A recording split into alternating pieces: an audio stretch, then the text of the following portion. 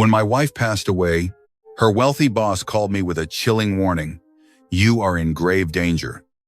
I soon realized the people sitting beside me were hiding a dark secret, one that would turn my grief into a battlefield. I had to make a choice no father should ever face. If you were forced to choose between your own blood and the truth, what would you do? Let me know in the comments. Here's how it started. The organ music was a low, mournful hum that vibrated in my chest, filling the humid air of St. Jude's Baptist Church. I sat in the front pew, staring at the mahogany casket that held Martha, my Martha. We had been married for 45 years, and without her, the world felt like a room where the lights had suddenly been turned off. She was a small woman with hands roughened by work, but a heart that could hold the world. For 3 decades, she had worked as the head housekeeper and personal assistant to Reginald Sterling, a man with more money than God, but who trusted only one person with his life: my wife. The church was filling up with neighbors, people from the choir, and even some of Mr. Sterling's staff. Everyone was whispering in respectful, low tones. Everyone, that is, except the 2 people who should have been sitting right next to me.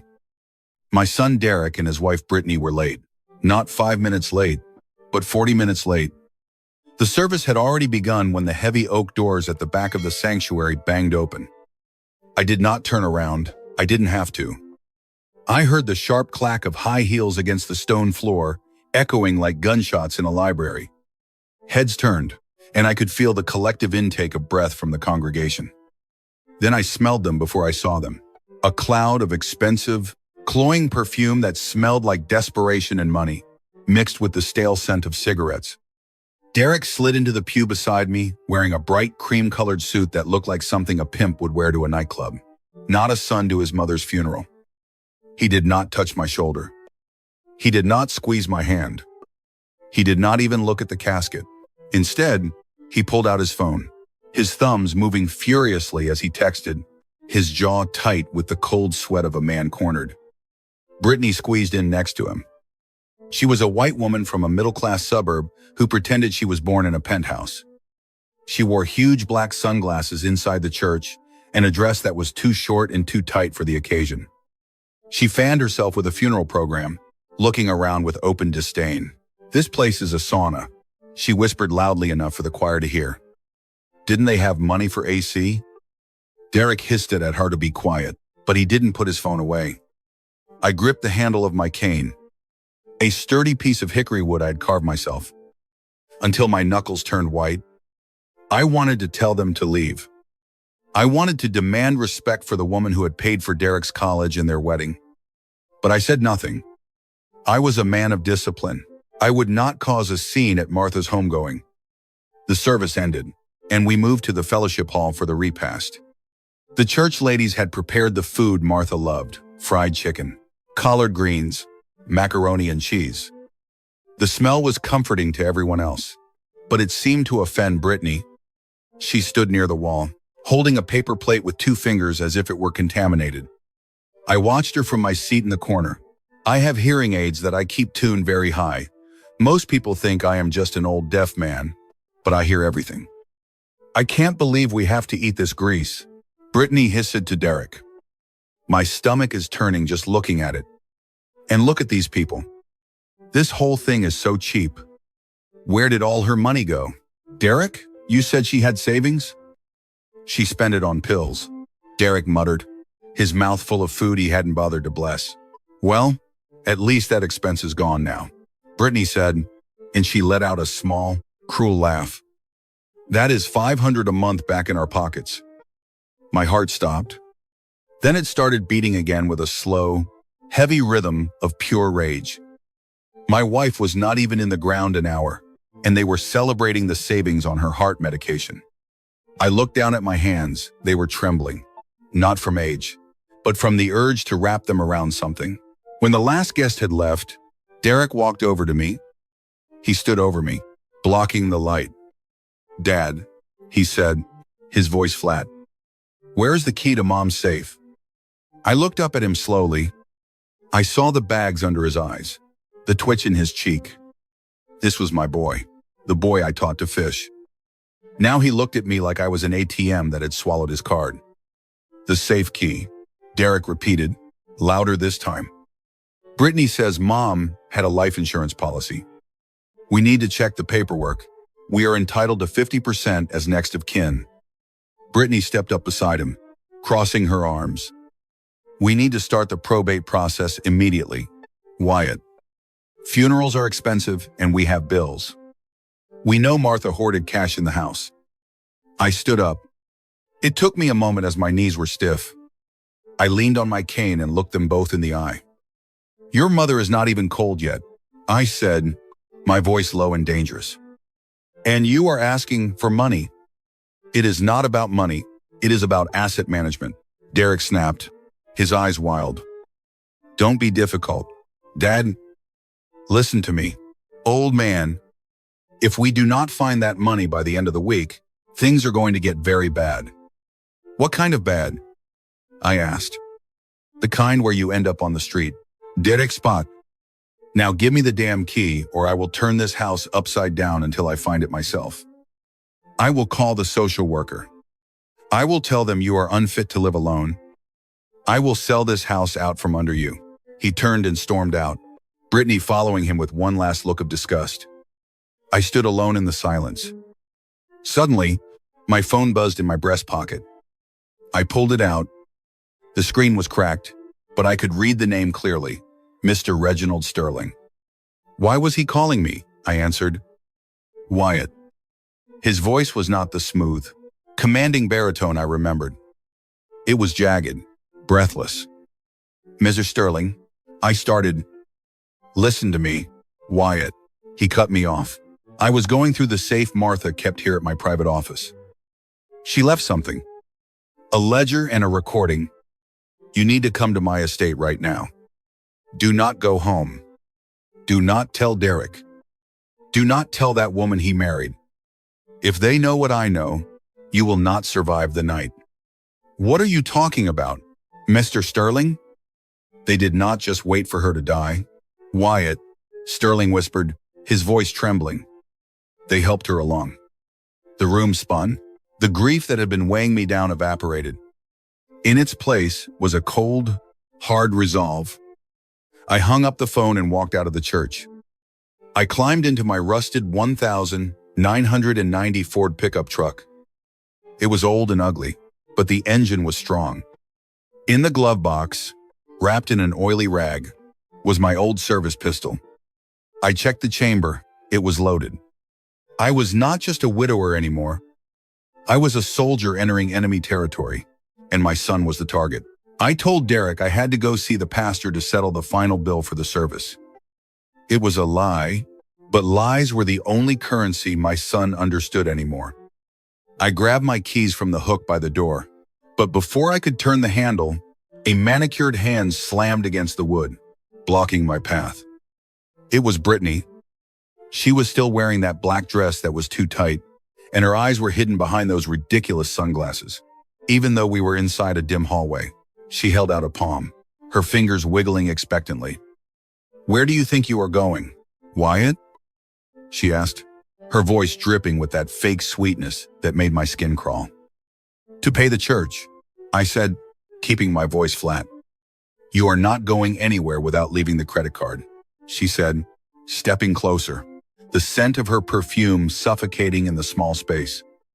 I need to go buy supplies for the guests who might drop by later. We need wine. We need decent cheese, not that garbage the church lady served. I looked at her. I really looked at her. I saw the way her eyes darted to my back pocket where my wallet was. She did not want cheese. She wanted to go to the mall. She wanted a new handbag to match her funeral attire. She wanted to swipe my card until the magnetic strip wore off, just like she had done to Martha for years. I reached into my pocket. Brittany smiled, a greedy little smirk that showed her teeth. I pulled out my wallet. Her hand twitched. I opened it and pulled out a single $20 bill. It was wrinkled and worn, just like me. I let it drop from my fingers. It fluttered through the air and landed on the linoleum floor right between her expensive heels. Get some crackers, I said. Her mouth fell open. She looked at the money, then at me, her face turning a blotchy red. "Is this a joke?" She screeched. "Do you know who I am?" "I know exactly who you are," I said, stepping forward. She flinched. For a second, the mask slipped, and I saw the fear. She scrambled back, stepping aside to let me pass while her eyes stayed glued to the $20 on the floor. She would pick it up. I knew she would. She would pick it up the moment the door closed, because greed has no pride. I drove to the other side of town, the old Ford vibrating under my hands, until I reached the massive iron gates of the Sterling estate. The air changed here. It smelled of fresh-cut grass and old money. I rolled down the window and spoke into the intercom. "Wyatt Stone," I said. The gate clicked and swung open silently. I drove up the winding paved driveway, lined with oak trees that were older than the country itself. My rusted truck looked like a stain on a white sheet against the pristine landscaping. Reginald Sterling stood at the front door. He was 80 years old, confined to a wheelchair, his body withered by time and illness. But his eyes were as sharp as broken glass. He did not look at me like the help. He looked at me like a man who was about to go into battle and was glad to see another soldier. "Wyatt," he said, his voice raspy but firm. "Come inside. We do not have much time. Your son will figure out you are gone soon." He led me to his private study, a room lined with leather-bound books that smelled of cedar and brandy. But we were not alone. Standing by the fireplace was a man I did not recognize. He was tall, wearing a trench coat that looked like it had seen better days, with a scar running down his cheek. "Wyatt, this is Mr. Graves," Sterling said. "He is a private investigator. Martha hired him 2 months ago." My heart skipped a beat. Martha hired a PI? Sterling wheeled himself behind his massive oak desk and pushed a small black leather journal toward me. It was Martha's prayer journal. "Open it, Wyatt," Sterling said softly. "Read the last entry." My hands shook as I opened the book to the bookmark. The handwriting was hers, neat and looping, but the ink was shaky. "Derek asked for money again." I told him no. He looked at me with eyes I did not recognize. He looked at me like he hated me. "I found the pills in his jacket pocket today. They look just like my heart medication, but they aren't. I am scared. Wyatt, I am scared of our son." I stopped reading, unable to breathe. Mr. Graves stepped forward and laid a series of high-resolution photographs on the desk. They were grainy, taken with a night vision lens, but clear enough to stop my heart. The timestamp said 2:14 a.m., 3 days before Martha passed. The photo showed my kitchen, and there was Derek. He was standing by the counter where Martha kept her daily pill organizer. In his hand, he held a small amber vial. In the next photo, he was pouring the contents of that vial into her organizer and pocketing her real pills. Graves pointed a callous finger at the image. "We analyzed the trash from your curb the next morning. We found the vial he threw away. It did not contain beta blockers. It contained a concentrated stimulant, a high-grade amphetamine mixture dangerous enough to cause cardiac arrest. Fatal for someone with your wife's condition. It was not a heart attack." "Wyatt," Sterling said, his voice like gravel. "It was murder. Calculated, cold-blooded murder. And he did it for money." Sterling pointed to the journal again. "Turn the page." I did, and pasted there was a bank statement. The balance was not a few thousand.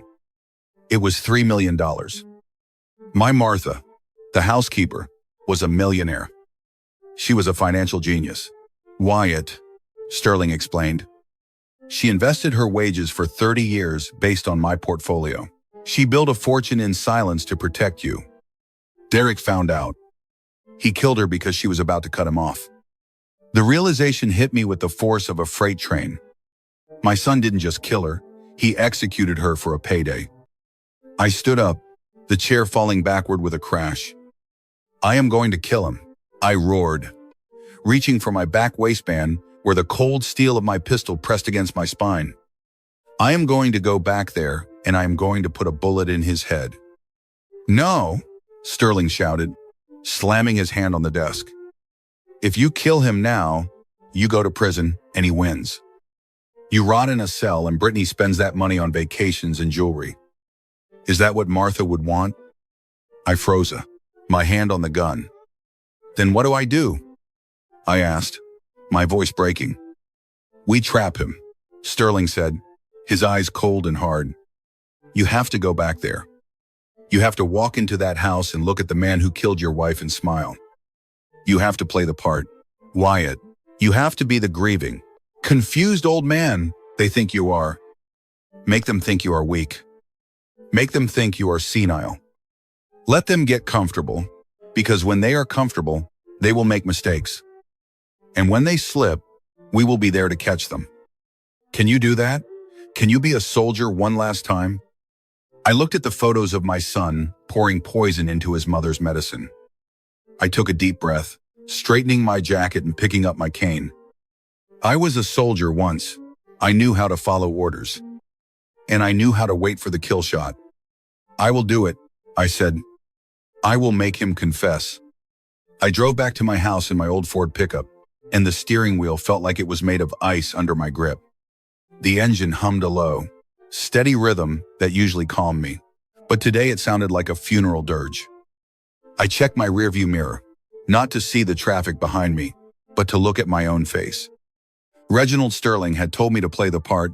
He told me to be the grieving, confused old man my son thought I was. I tried to smile, tried to cultivate a look of weakness and senility, but the face staring back at me was hard. The lines around my mouth were etched deep with a rage so potent it tasted like battery acid. I had to soften my eyes. I had to slump my shoulders. I had to bury the soldier who wanted to strangle his enemy and resurrect the father who was lost in grief. It was the hardest thing I had ever done, harder than boat camp, harder than the war, because the enemy wasn't a stranger across a jungle clearing. The enemy was the boy I had taught to catch a baseball. The enemy was the man who had sat at my dinner table and eaten my food while planning my wife's murder. Every mile marker I passed felt like a step closer to hell. I pulled into the driveway and stepped onto the porch. The front door was already ajar. I walked into the foyer, and the sound hit me first. A tearing sound, wet and sharp, like flesh being ripped from bone. I stopped dead in the living room. The air was thick with dust and feathers. Brittany was on her knees in the center of the room. In her hand, she held a yellow box cutter. She was attacking Martha's favorite floral sofa, the one she had saved for 3 years to buy. Brittany was slashing the cushions open one by one, plunging her hands into the stuffing and ripping it out in great white handfuls, looking like a wild animal searching for a scent. She didn't even see me. Down the hall, I heard the high-pitched whine of a power drill coming from the master bedroom. I walked down the hallway, my cane tapping softly on the hardwood, and pushed open the bedroom door. The room was unrecognizable. The dresser drawers were pulled out and dumped on the bed, and there in the corner was Derek. He was sweating through his cream-colored suit, holding a heavy-duty power drill and pressing it with all his weight against the small wall safe Martha had hidden behind the painting of the Last Supper.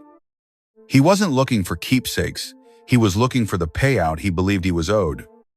I needed to get his attention without breaking character. I let my body go slack, allowed my knees to buckle slightly, and loosened my grip on my hickory cane, letting it fall. It hit the floor with a loud clatter that cut through the noise of the drill like a gunshot. Derek spun around, wild-eyed, the drill still whirring. "It is empty," he screamed, his voice cracked with hysteria. "Empty. There is nothing in here but dust." "Where is it? Where is the money?" I leaned against the doorframe, clutching my chest as if my heart were failing, feigning the confusion of a man whose world has stopped making sense. Derek marched across the room, grabbed the front of my jacket, and shoved me back against the doorframe. He revved the drill inches from my face. "Tell me where the old hag hid the money, or I swear to God, I will drill the answer out of your skull." I felt the heat radiating from the motor against my cheek, but I knew I had to buy time. I forced the air out of my lungs in a ragged, Wheezing gasped and slid down the doorframe until I hit the floor. The trust, I whispered, licking my dry lips. The trust fund, $2 million. The lawyer comes next week. Derek froze. He leaned in close. What trust? Say it again. I wheezed. Esther set it up, $2 million. Arthur Weiss has the paperwork. The number hung in the air like a spell. $2 million. It was enough to fix his gambling debts. Enough to buy Brittany's silence. The murderer vanished from his eyes, replaced by the opportunist. He grabbed me under the arms and hauled me up, throwing me onto the mattress. We have to keep him alive, Brittany said, appearing in the doorway covered in feathers. Just until the lawyer comes. Derek nodded and reached into my pocket, pulling out my smartphone. You won't be needing this, he said, slipping it into his own pocket. They walked out, and I heard the metallic slide of the deadbolt. I was a prisoner in my own home. But they didn't know about the loose floorboard under the bed. I waited until the house was silent, then pried up the board. Inside lay my salvation, a Nokia brick phone and a 38 snub-nose revolver. I turned on the phone and texted Sterling, the wolf is at the door. Dead is 500 large. Deadline 3 days. I spent the night listening to the walls. I heard Derek pacing in the living room, arguing on the phone with a man named Rocco. Please, Rocco, I heard him plead through the thin drywall. I have the money coming. It is a trust fund. Just give me a week. Don't touch my legs. I understood then that it wasn't just greed, it was survival. My son had gambled away a fortune and was a dead man walking if he didn't pay up. The next morning, the deadbolt clicked open. Brittany stood there with a steaming mug that said, World's Best Grandpa, smiling a fake hem, painful smile.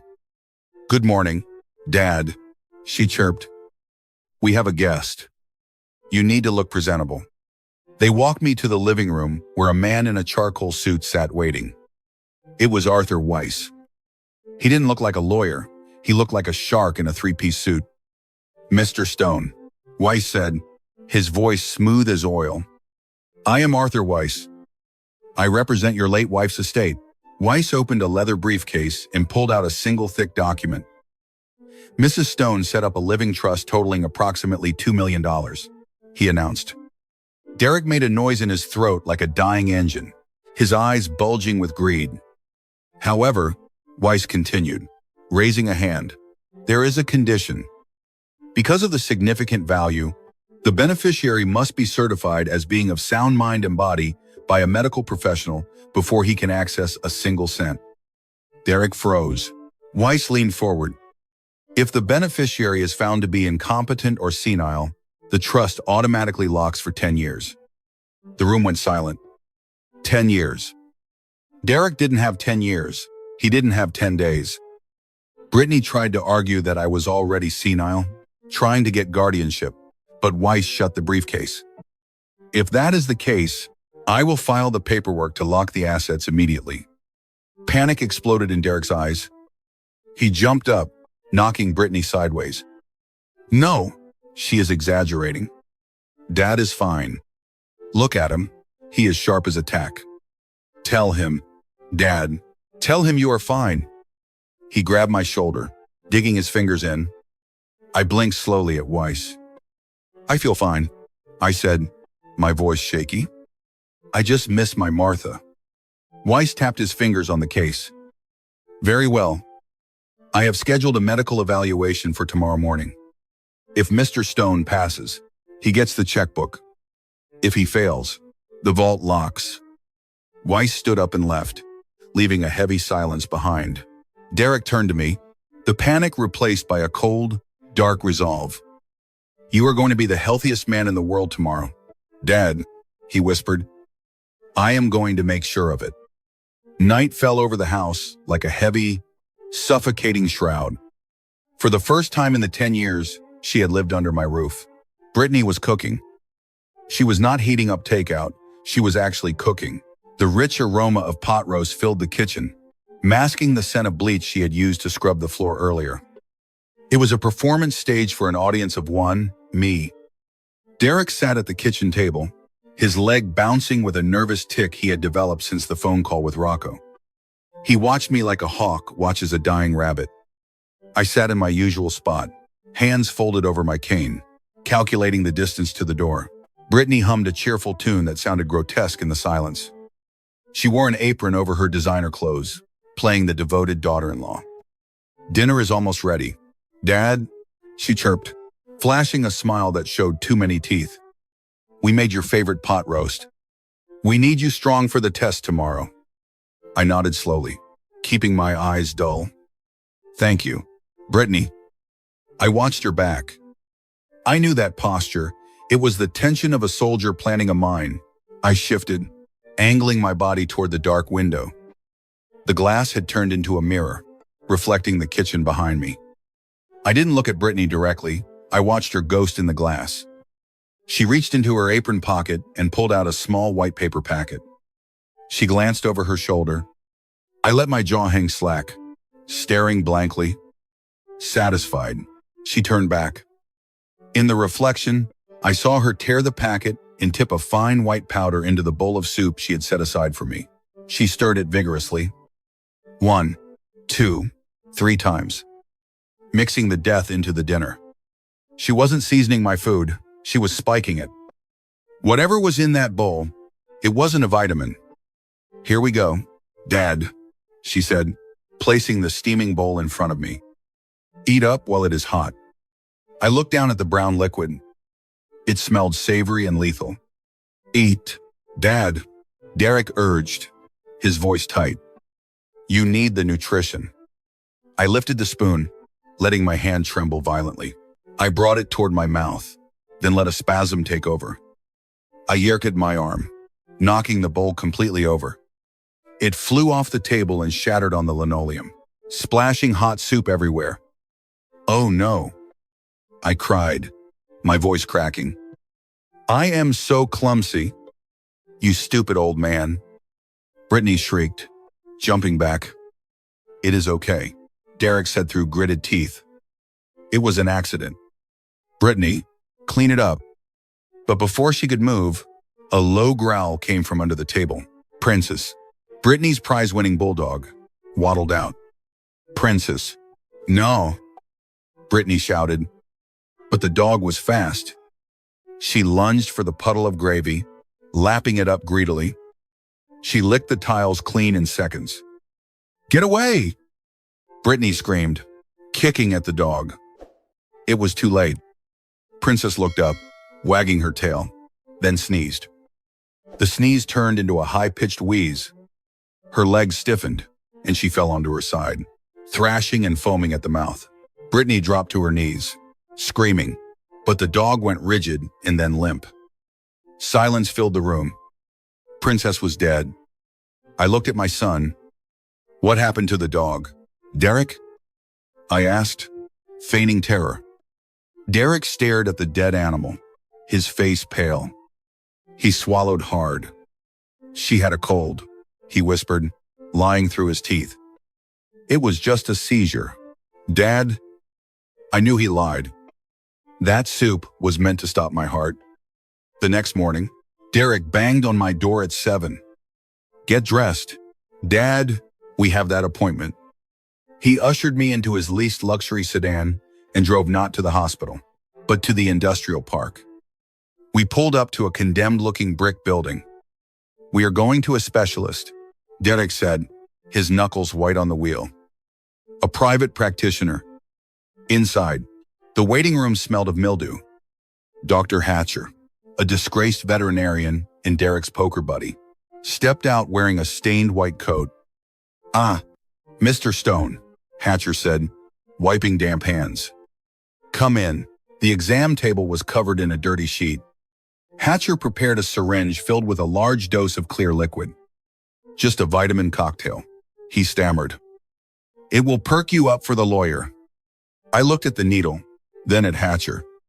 He was terrified, his hands shaking. A needle in the arm is as deadly as a bullet. As he approached, I slowly unbuttoned my cuff. When he grabbed my arm, I moved. I leaned in, gripping his wrist with the strength of a man who had moved crates for 40 years. Not a frail invalid. Hatcher froze. "Doc," I whispered, my voice low and steady. "Before you push that plunger, you should know I sent a GPS pin to my fishing buddy 20 minutes ago." Hatcher frowned. "Fishing buddy?" "Yes," I said, grinding his bones. "Sheriff Grady. He is on his way for coffee, and he is bringing the drug dogs." The color drained from Hatcher's face. He dropped the needle. "Sheriff? You called the sheriff?" He turned to Derek, eyes bulging. "You said he was senile. Get out. I am not going to jail for you." He practically threw us into the alley and locked the door. Derek dragged me back to the car, fuming. "Fine," he hissed. "We tried the easy way. Tonight, you sign those papers or I break every finger on your hand." We drove back in silence. Turning onto my street, my stomach dropped. A "for sale by owner" sign was planted in my lawn. Brittany stood on the porch with a young couple, the Andersons. She was holding a clipboard, smiling that shark smile. I stepped out of the car. "It is a fixer-upper, but we need a cash deposit today," Brittany was saying. "My father-in-law is moving to a facility." I walked across the lawn, gripping my cane like a weapon. "Do not write that check." "And should," I boomed. The husband froze. "Why not?" "Because this house is not for sale," I said, looking him in the eye, "and the foundation is eaten by termites. Also, my son just killed the family dog in the kitchen yesterday because it had rabies. The blood is still under the fridge." Mrs. Anderson gasped. "We are leaving," she whispered. They ran to their car and peeled away. Brittany screamed, lunging at me. "You ruined it." Derek slapped her hard. "Shut up." He grabbed my shirt, pulling me close, his breath reeking of fear. "You pushed me too far, old man. The games are over. Tonight, you sign those papers or you are going to meet Mom sooner than you planned." The sun went down, but the suffocating heat stayed trapped inside the house like a fever that refused to break. The air was thick, heavy with the smell of cheap whiskey and the metallic tang of fear. Derek didn't bother locking me in the bedroom anymore. He sat in the middle of the living room in my favorite armchair, the one Brittany hadn't destroyed yet. On his lap lay a 12-gauge shotgun, an old, a rusted weapon he had picked up at a pawn shop years ago for hunting trips he never took. He was cleaning it, running an oily rag over the stock with slow, deliberate strokes, the sound of metal on cloth, the only noise in the room, a rhythmic whisper of violence. He didn't look at me. He just stared at the wall, his eyes glazed and distant. He had stopped pretending. The mask of the grieving son, the concerned caregiver, it was all gone. What was left was a man pushed into a corner, a man who saw no way out but through me. I sat on the edge of my bed in the darkened room down the hall. The door opened just a crack. I could hear Brittany moving around in the dining room, the sharp ripping sound of packing tape echoing through the quiet house. She was packing. Not clothes, not memories. She was packing the silver. She was taking down the oil paintings Martha had collected over 30 years.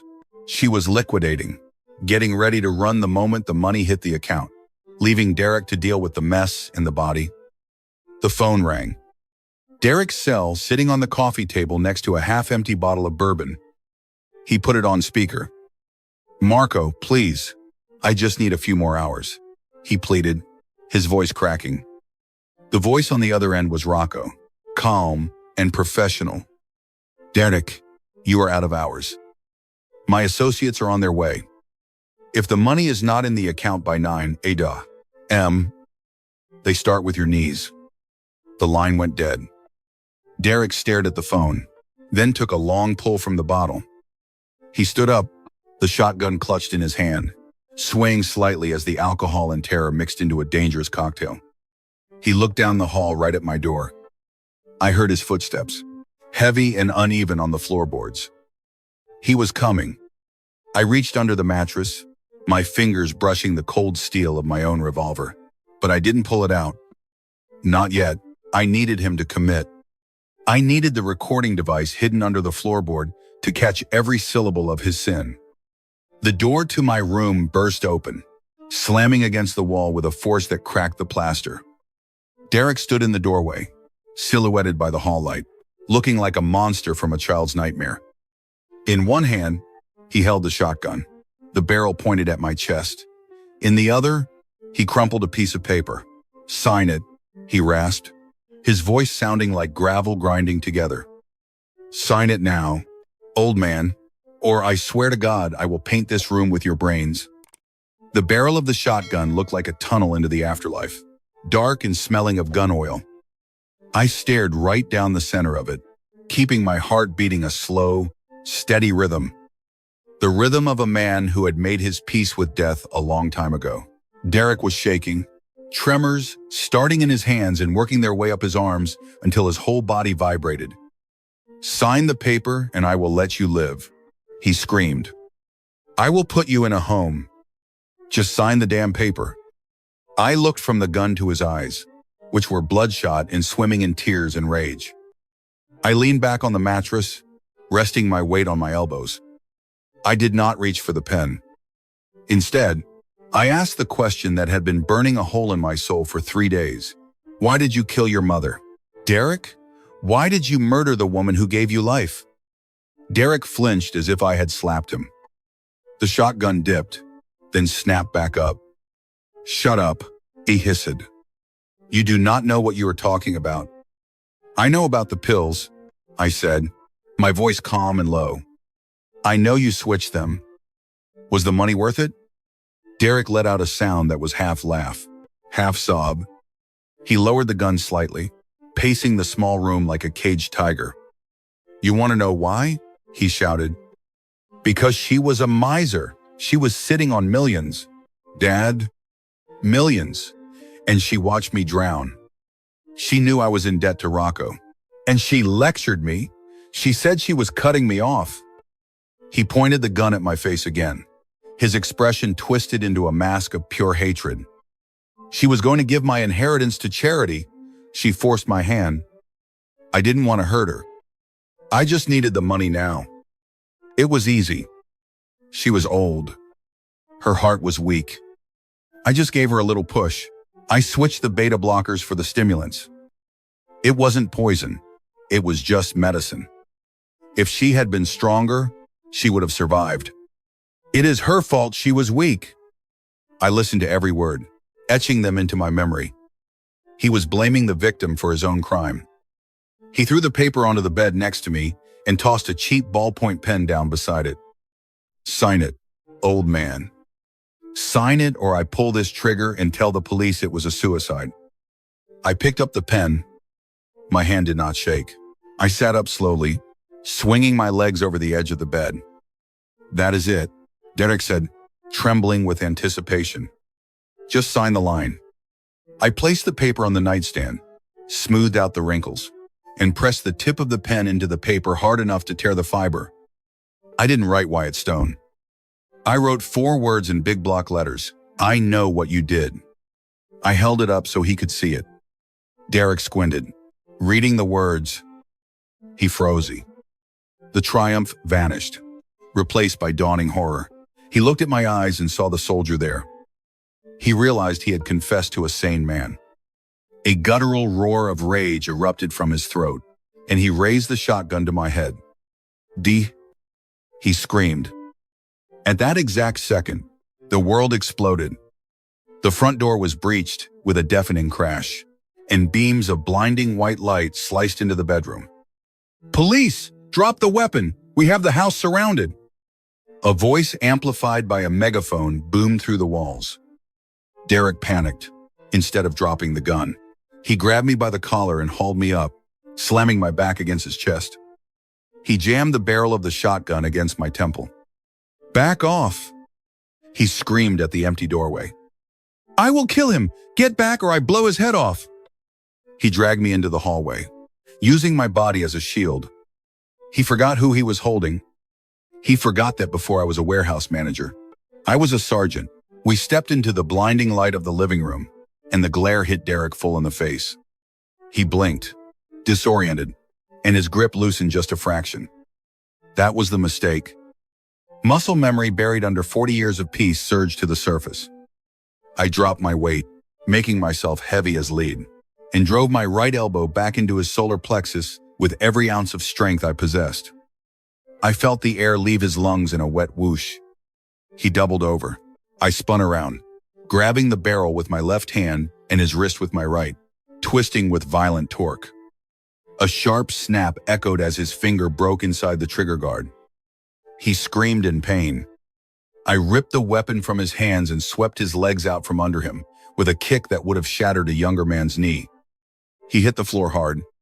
I leveled the shotgun at his forehead just as men in tactical gear swarmed the room. "Mr. Stone, don't shoot!" a voice shouted. It was Detective Reynolds. Hours later, the fluorescent lights of the precinct hummed with a low electric buzz. I sat in the observation room, watching my son through the one-way mirror. Derek was handcuffed to the metal table, his broken hand splinted. He was leaning forward, speaking to Reynolds with a frantic energy. "My mother died of a heart attack," he insisted, his voice rising.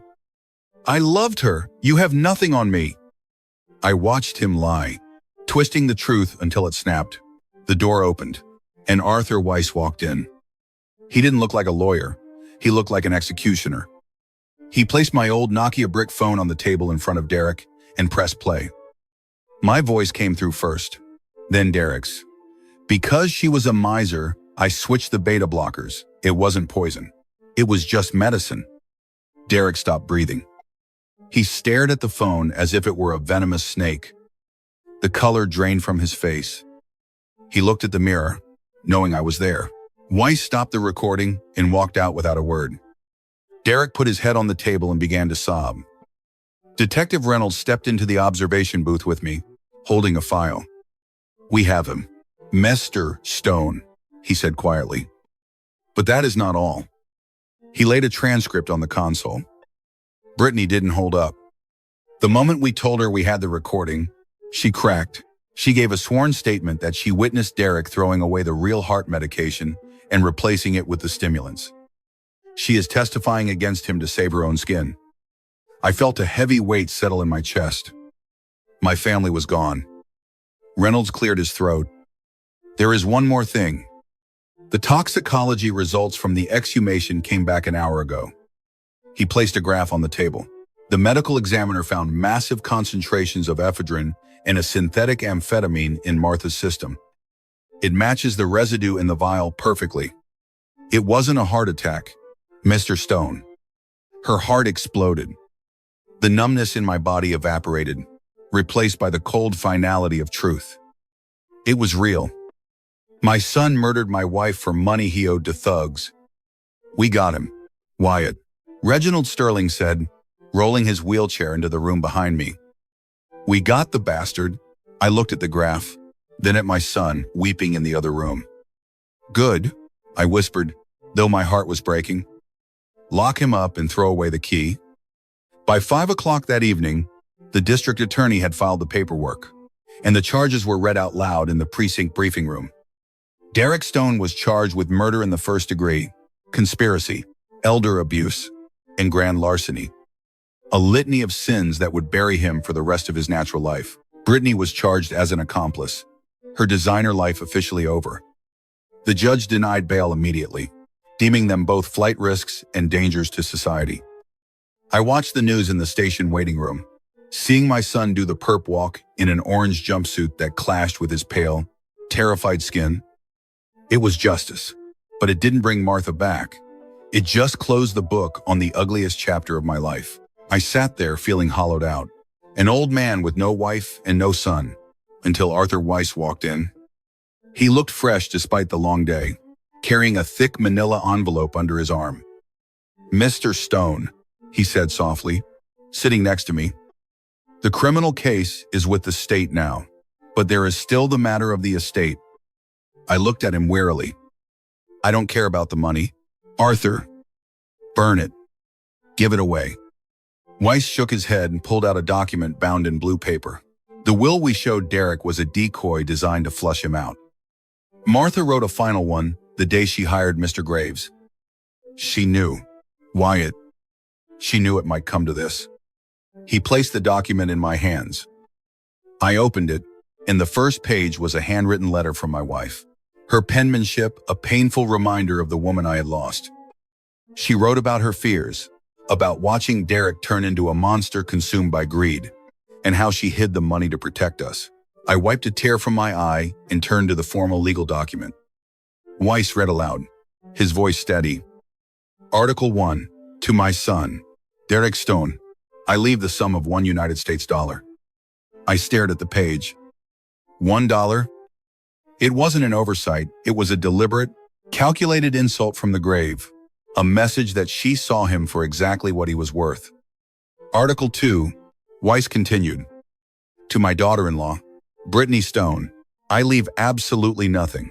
And Article 3, to my husband, Wyatt Stone, I leave the entirety of my estate, totaling $3,200,000. It is yours, Wyatt, Weiss said. You can buy a yacht. You can burn it. It is yours. I stood up and looked out the window. I thought about the house on Elm Street, now a crime scene stained with betrayal. Sell the house, I said firmly. I never want to step foot inside that place again. And the money, I want to start a foundation. Arthur, the Martha Stone Foundation. I want to hire lawyers for elderly people being abused by their families. I want to save others from what happened to us. Weiss smiled genuine warmth. That is a noble legacy, Wyatt. I will draw up the paperwork immediately. I left the station with one last loose end to tie off.